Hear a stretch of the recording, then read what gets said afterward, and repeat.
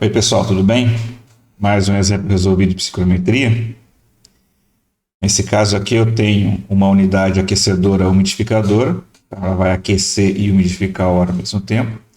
Ela é alimentada com 1 m³ por segundo de uma mistura de ar e vapor d'água a 10 graus, 100 kPa e 10% de umidade relativa. A unidade também é alimentada com 2 m³ por segundo de uma mistura de ar e vapor de água, essa a 20 graus Celsius, 100 kPa e 20% de umidade relativa. Também tem uma vazão de água líquida a 10 graus Celsius, borrifada na mistura. Essa vazão é de 400 kg por hora. A unidade descarrega um único escoamento que apresenta temperatura igual a 40 graus Celsius. Ele quer saber qual a umidade relativa do escoamento na seção de descarga da unidade e a taxa de transferência de calor que ocorre no equipamento. Então, esse caso aqui seria um volume de controle, que eu teria uma entrada, uma segunda entrada. Essas duas entradas iniciais elas são ar e vapor d'água. Uma terceira entrada que é água líquida, essa é a água que é borrifada para dentro do volume de controle. E na saída do 1.4, uma mistura de ar e vapor d'água com uma temperatura dada. Então, o que eu tenho de dados? Eu tenho uma mistura de ar seco e vapor d'água, né?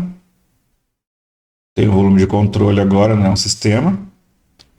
Tenho, na condição de entrada 1, temperatura de 10 graus, pressão de 100 kPa, 10% de umidade relativa e uma vazão volumétrica, veja que ela é uma vazão volumétrica de 1 m³ por segundo.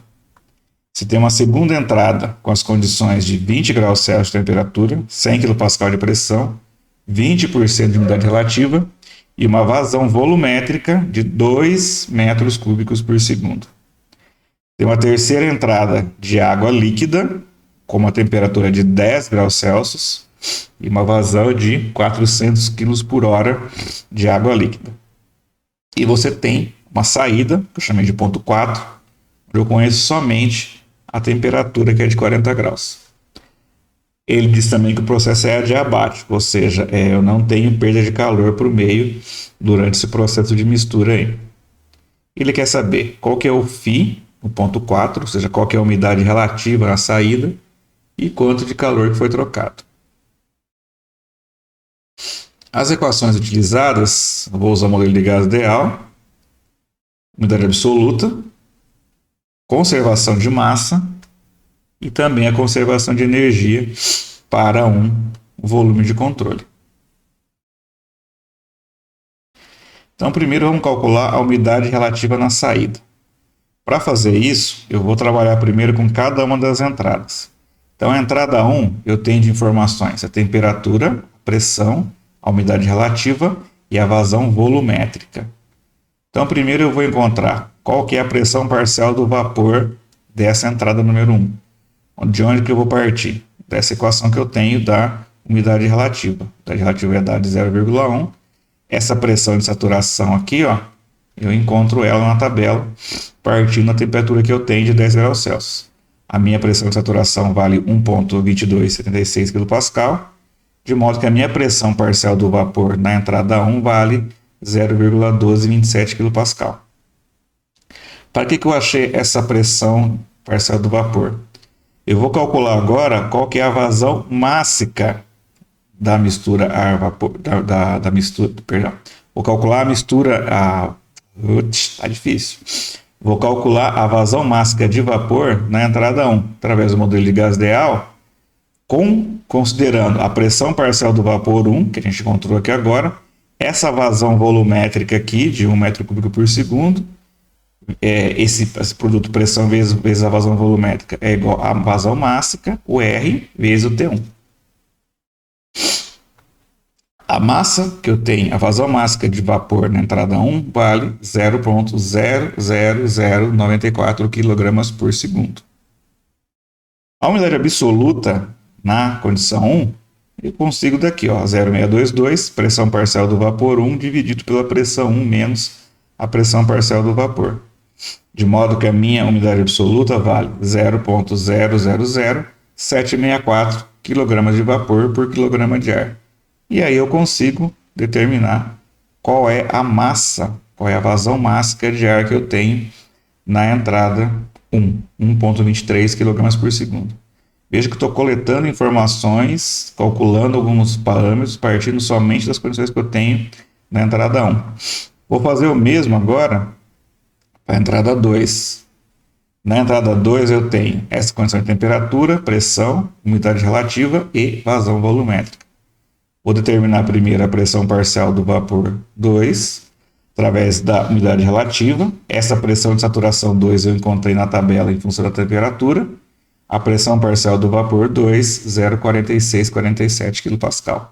Com essa pressão parcial do vapor, eu vou determinar a vazão máxima de vapor na entrada 2, 0,00692 kg por segundo. E através da umidade absoluta, vou fazer a mesma coisa para calcular a vazão de ar na entrada 2. Então, a umidade absoluta vale 0,002922 kg de vapor por quilograma de ar, de modo que a minha vazão máxima de ar, na entrada 2, vale 2,367 kg por segundo. Na entrada 3, eu sei que é água líquida, numa temperatura de 10 graus Celsius, e essa vazão aqui está em quilograma por hora. Então eu vou dividir por 3.600 para calcular a vazão máxima em quilogramas por segundo, 0,111. Por enquanto aqui temos da entrada 3. Na saída, no ponto 4, eu tenho a temperatura de 40 graus Celsius, e isso aqui também consigo obter a pressão de saturação no ponto 4, 7,3837 kPa. E aí vamos calcular a umidade relativa na saída. Vamos fazer uma conservação de massa, tanto do lado do ar. Então, do lado do ar eu tenho duas entradas de ar, no ponto 1 e no ponto 2. A soma das duas é igual à saída de ar no ponto 4. Perdão. Do lado da água eu tenho vapor na entrada 1, vapor na entrada 2, água líquida na entrada 3 e na saída vapor na entrada 4. Na saída 4, perdão. Se eu calcular a vazão de ar no ponto 4, eu vou encontrar 3,597 kg por segundo. Se eu calcular a vazão de vapor no ponto 4, eu vou achar 0,119 kg por segundo. Lembrando que a umidade absoluta no ponto 4, o ômega 4, seria a vazão de vapor no ponto 4 dividido pela vazão de ar no ponto 4.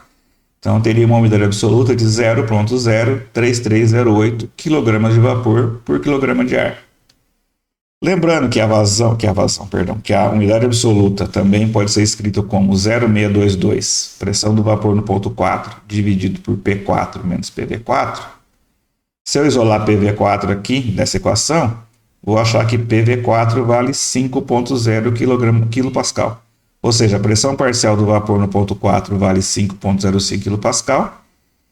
E lembrando que eu já tinha encontrado anteriormente a pressão de saturação no ponto 4 devido à temperatura, eu tenho que Φ4 vale 0,6839, ou seja, 68,39% de umidade relativa no ponto 4.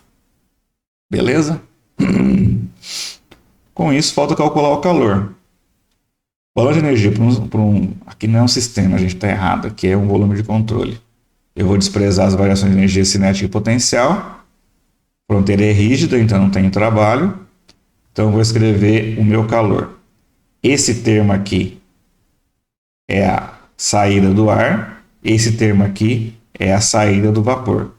Esse termo aqui menos esse termo inicial aqui, ó, que engloba o ar e o vapor na entrada 1, mais esse outro termo aqui que engloba o ar e o vapor na entrada 2, e esse termo aqui, M3H3, é o termo que engloba a água líquida sendo borrifada. Das tabelas, o que eu vou encontrar? Tabela de água saturada e tabela assim. Eu vou achar a entalpia do vapor na entrada 1, na temperatura que eu tenho, T1, e considerando vapor saturado. A mesma coisa para o ponto 2, temperatura 2 e vapor saturado. No ponto 3, eu estou considerando temperatura e água e líquido saturado. Lembra? Estou borrifando água líquida no ponto 3. Então, aqui é a entalpia no ponto, a entalpia do líquido saturado na temperatura T3. E no ponto 4, a entalpia do vapor saturado na temperatura T4. Na tabela também, assim que encontrar o valor do Cp do ar para encontrar o valor do calor. Aí, substituindo todos aqueles termos aqui, ó, em cada um dos valores que foram encontrados, a gente encontra a taxa de calor trocada de 341 kW. Beleza, gente? Enquanto é só, qualquer dúvida, só escrever, comentar, mandar um e-mail, que a gente tenta responder e melhorar esse material para vocês. Bom, um abraço para todo mundo, até mais.